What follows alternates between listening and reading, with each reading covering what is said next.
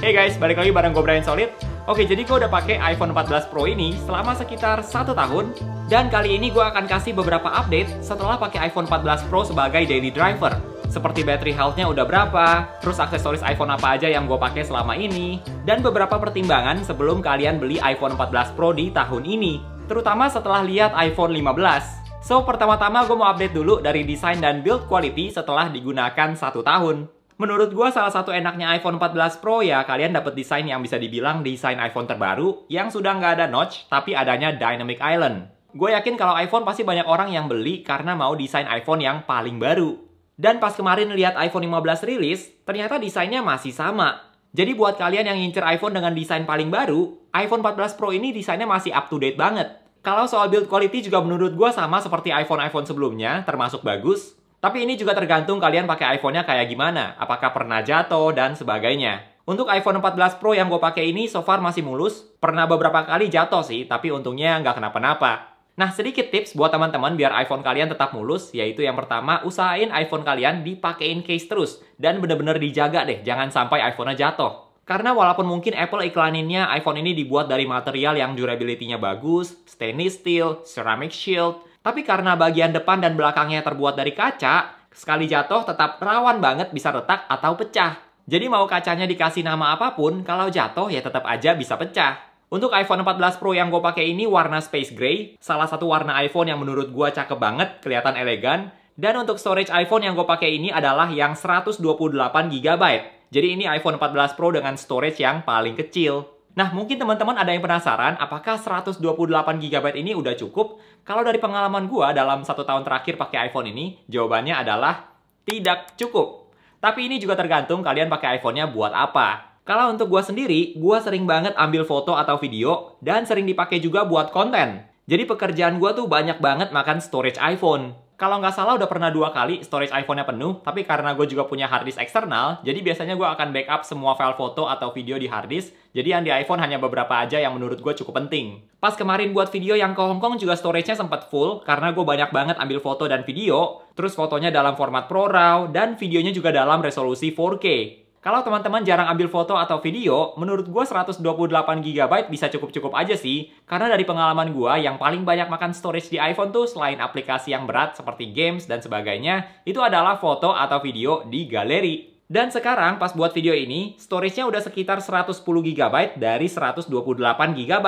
Yang artinya sebentar lagi storage-nya juga udah mau habis. Kalau teman-teman mau tambah storage iPhone, kalian juga bisa berlangganan lewat iCloud kalau misalnya storage iPhone kalian yang 128 GB nggak cukup. Dan mengingat Apple selalu kasih perbedaan harga yang mahal kalau mau upgrade storage, teman-teman bisa menggunakan alternatif iCloud ini. Ada yang buat tambah storage 50 GB, 200 GB, 2 TB, sampai 12 TB.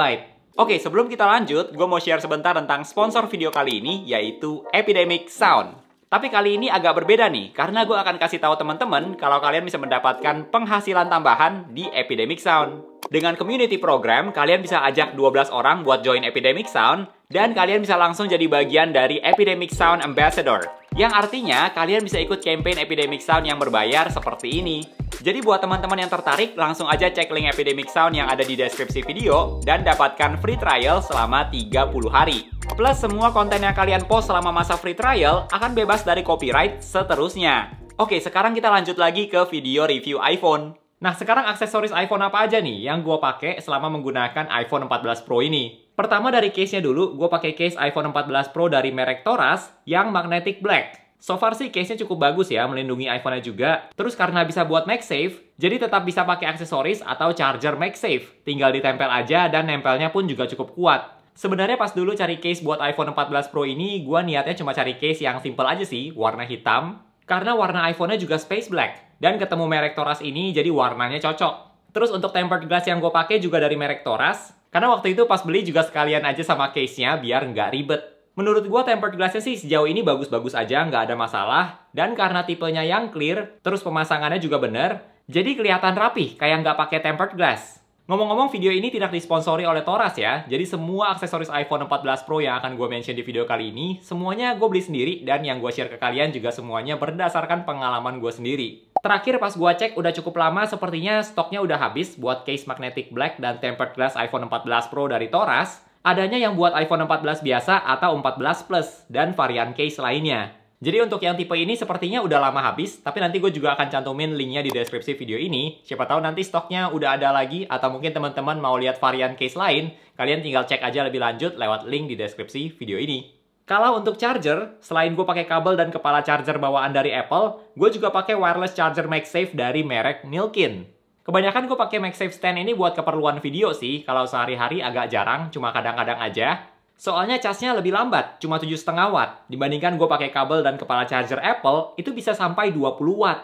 Tapi untuk harga 300 ribuan, menurut gue udah cukup oke kok. Desain MagSafe stand-nya lumayan bagus, terus pas ditempel juga ada lampu indikatornya, dan magnetnya juga cukup kuat buat iPhone 14 Pro, jadi bisa dicas dalam posisi horizontal atau vertikal. Next, untuk power bank, gue pakai MagSafe Battery Pack dari Apple. Nah, seperti yang pernah gue mention juga di video review MagSafe Battery Pack ini, teman-teman bisa cek detailnya lebih lanjut di video tersebut. Gue nggak terlalu rekomendasiin power bank dari Apple ini sih, karena harganya termasuk mahal, sekitar 1,3 juta. Terus casnya juga termasuk lambat, cuma 7,5 watt, dan kapasitasnya juga lebih kecil dibandingkan merek lain.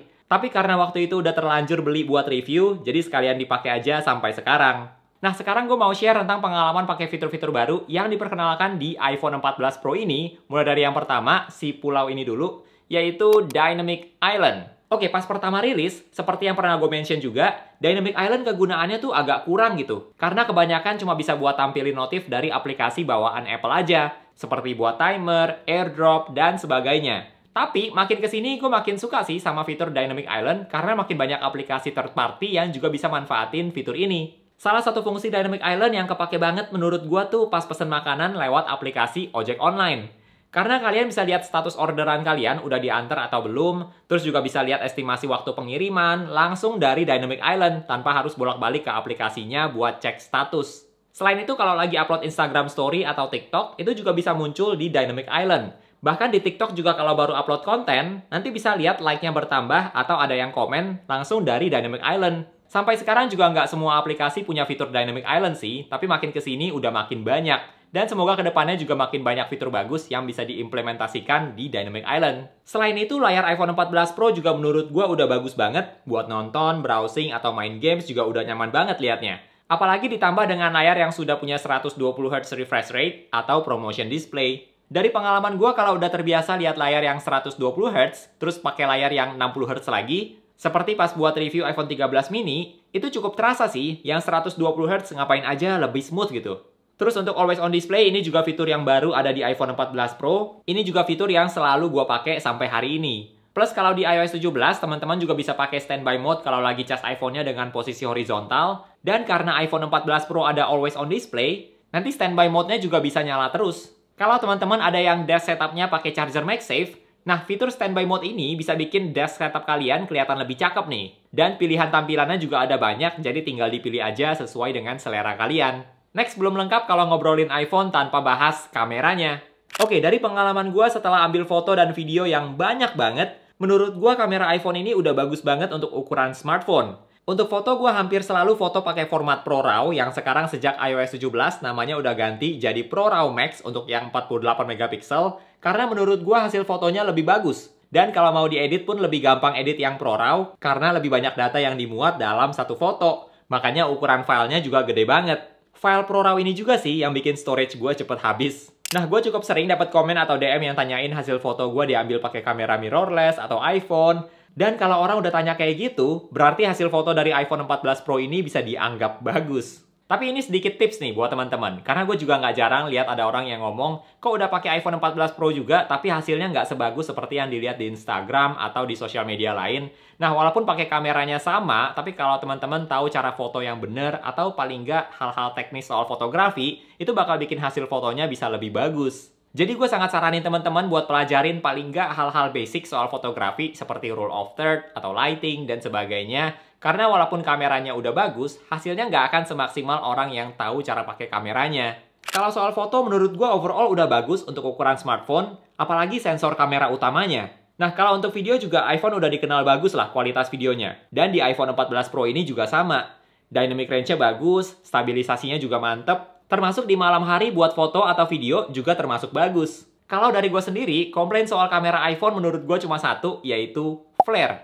Sebenarnya lensa kamera profesional pun juga bisa ada flare kalau diarahin ke arah cahaya, tapi memang agak nyebelin aja, flare di iPhone tuh kelihatan aneh, ada titik hijau kayak gini, apalagi kalau lampunya banyak, titik hijaunya juga jadi banyak banget.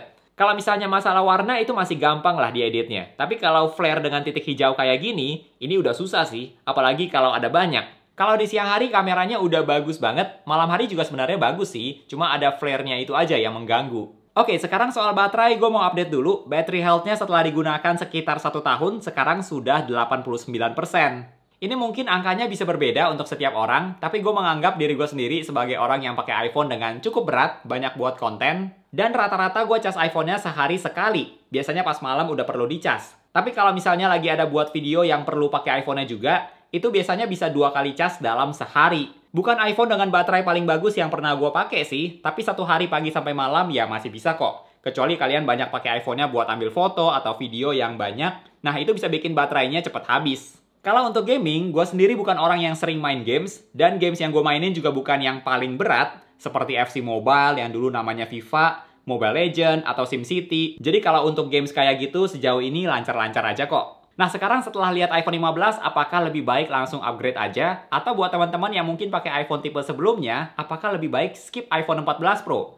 Menurut gue jawabannya daripada iPhone tipe biasa tapi yang paling baru, lebih baik iPhone tipe Pro tapi 1 generasi sebelumnya. Jadi walaupun sekarang udah ada iPhone 15, tapi kalau teman-teman nggak mau yang iPhone 15 Pro, lebih baik iPhone 14 Pro dibandingkan iPhone 15 biasa. Karena spesifikasinya masih mirip banget. Plus karena ini iPhone seri Pro, teman-teman juga dapat fitur Pro, seperti ProRAW, ProRes, ProMotion Display, dan fitur-fitur ini nggak ada di iPhone tipe non-Pro. Jadi menurut gua overall iPhone 14 Pro masih termasuk iPhone yang bagus sampai hari ini, walaupun udah rilis 1 tahun yang lalu. Kalau menurut teman-teman gimana nih? Apakah iPhone 14 Pro masih layak dibeli sekarang? Atau mending iPhone 15? Atau bahkan iPhone 15 Pro aja? Coba share di kolom komentar ya. Oke, thank you buat teman-teman yang udah nonton video kali ini. Jangan lupa untuk klik tombol like kalau kalian suka dengan video ini. Dan juga subscribe supaya kita bisa ketemu lagi di video-video yang berikutnya. Bye!